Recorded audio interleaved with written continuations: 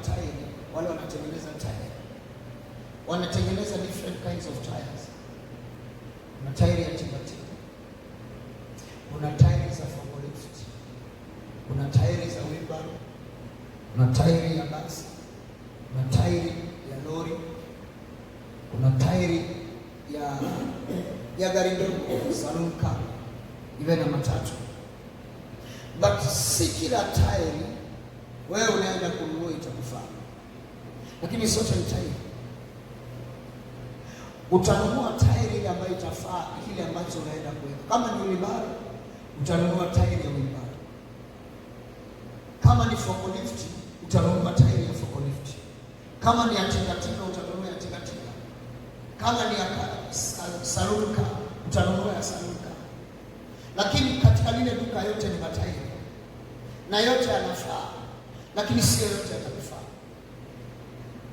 Ukichukua tairi ya baiskeli na unataka kuingiza kwa gari, itakufeli kwa safari yako, haitakufaa.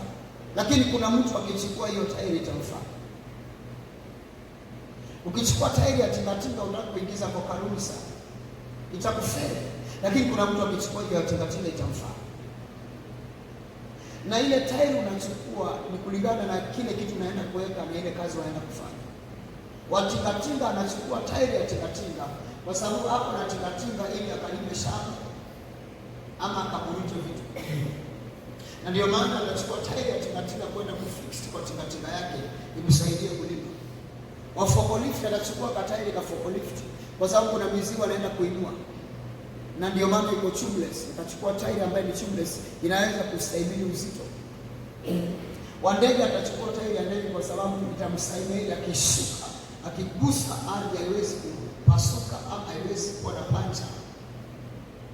Na wa baiskeli atachukua hiyo tairi ili iweze kumsaidia kupedal. Anapopedal ile baiskeli sio uzito kwake, haiwezi akaweka tairi ya tingatinga kwa baiskeli.